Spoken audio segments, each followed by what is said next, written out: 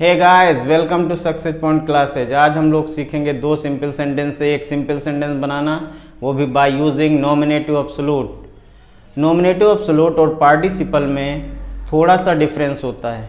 Participle में जब दोनों सेंटेंस के सब्जेक्ट सेम होते हैं और एक के बाद दूसरा काम होता है तो हम पार्टिसिपल का यूज़ करते हैं, लेकिन नॉमिनेटिव में जब दोनों सेंटेंस के सब्जेक्ट डिफर होते हैं और एक के बाद दूसरा काम होता है। अगर आपने पार्टिसिपल की पहले वीडियो नहीं देखी है पार्ट 1, तो आप चैनल पे जाके उसको देखिए।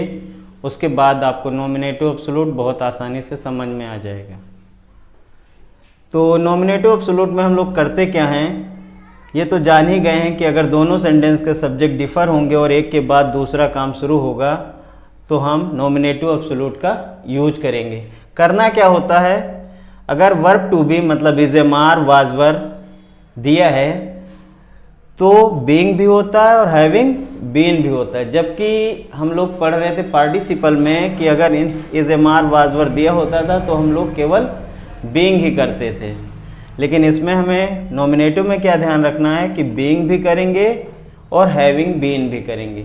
तो जब वर्ब नहीं गिवन होगी तो हम लोग बीइंग करेंगे, और जब वाज वर्ब के साथ वर्ब की थर्ड फॉर्म दी होगी, डेट इज वो सेंटेंस पैसिव वॉइस होगा, तो हम लोग हैविंग बीन करेंगे। ठीक है। इसके अलावा अगर वर्ब की सेकेंड फॉर्म दिखती है तो आपको याद रखना हैविंग लगा के केवल थर्ड फॉर्म करना है।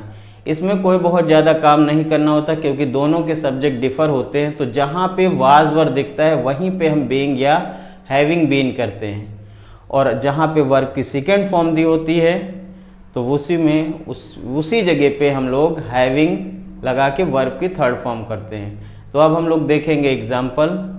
ओके,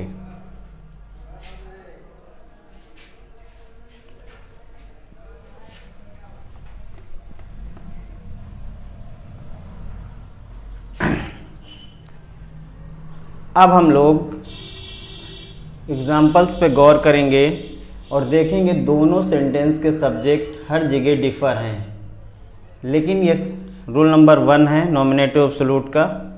जहाँ पे वर्ब भी दी होती है तो क्या करना होता है, तो पहले सेंटेंस को अगर हम गौर करेंगे तो हम देख रहे हैं the teacher was absent, students were happy. तो इसमें देख रहे हैं एब्सेंट कोई वर्ब नहीं है। इसी तरीके से अगर दूसरे सेंटेंस पे गौर करें, इट इज़ हॉट, तो हॉट भी कहने का मतलब एडजेक्टिव है, जबकि हॉट कोई वर्ब नहीं है, और नो वन वेंट आउट। अगर सेंटेंस में वाज वर्ब के साथ वर्ब नहीं दी होती है, डेट इज जो पैसिव वॉइस नहीं होता है, तो हमने कह दिया वाज वर्ब को हम लोग बीइंग में करेंगे।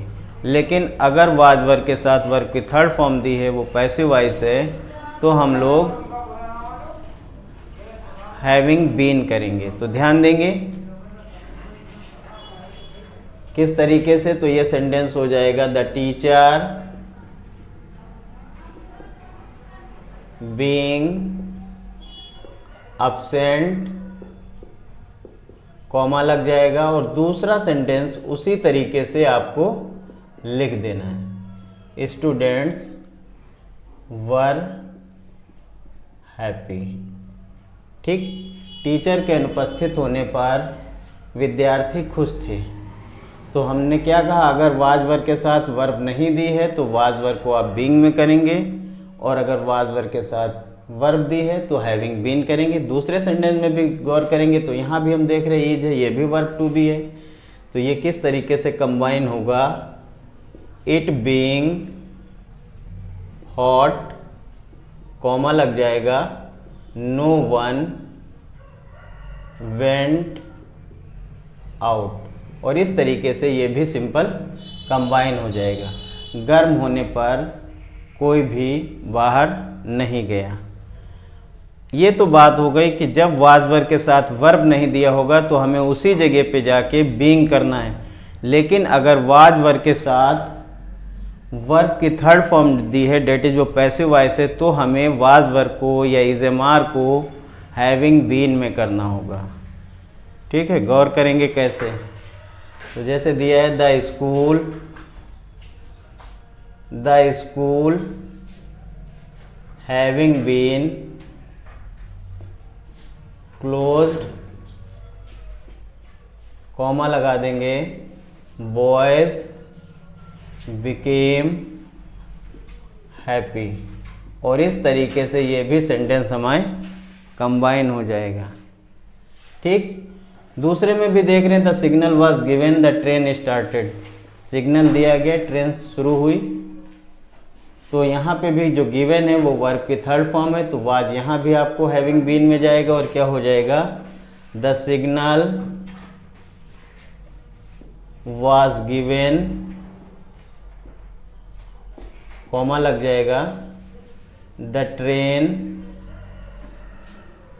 स्टार्टेड। तो इस तरीके से हम लोग नॉमिनेटिव एब्सोल्यूट का पहला नियम सीख गए होंगे। बहुत आसान है। अगर वर्ब टू बी मतलब इज़ेमार वाजवर के साथ वर्ब नहीं है तो आप इज़ेमार वाजवर को बीइंग में करेंगे। अगर इज़ेमार वाजवर के साथ वर्ब है, डेट इज वो पैसिव वॉइस है, तो आप वहाँ पे हैविंग बीन करेंगे। अब हम लोग नियम नंबर 2 सीखेंगे। अब हम लोग नॉमिनेटिव एब्सोल्यूट का सेकंड टाइप जो है उसके एग्जाम्पल देखेंगे। तो इन एग्जाम्पलों में भी हम देख रहे हैं, his father died, he will support his family, mother arrived, the child became happy, the sun rose, he began his journey.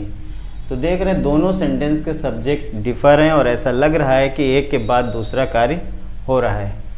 तो हमने दूसरा नियम नॉमिनेटिव एब्सोल्यूट में पढ़ा है, अगर दोनों सेंटेंस के सब्जेक्ट अलग अलग होते हैं और पहले सेंटेंस में वर्ब की सेकेंड फॉर्म है, तो सेकेंड फॉर्म होने पे हैविंग लगा के थर्ड फॉर्म करेंगे। तो एक ही नियम यूज़ करना है, बस हैविंग लगा के वर्ब की थर्ड फॉर्म। तो किस तरीके से गौर करेंगे, जैसे यहाँ पे हिज फादर डाइड, ही बिगेन, नहीं सॉरी, गौर करेंगे, his father died, he will support his family.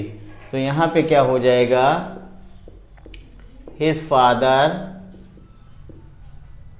Having died, क्या हो जाएगा, हैविंग डाइड, फिर कॉमा लगा के दूसरे सेंटेंस को बिल्कुल उसी तरीके से लिख देना है, सपोर्ट हिज फैमिली।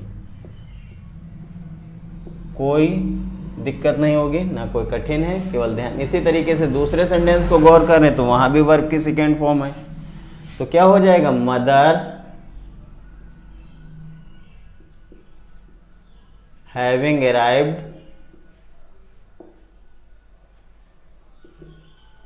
फिर कॉमा लगा के द चाइल्ड बिकेम हैप्पी, और इस तरीके से ये भी सिंपल कंबाइन हो जाएगा।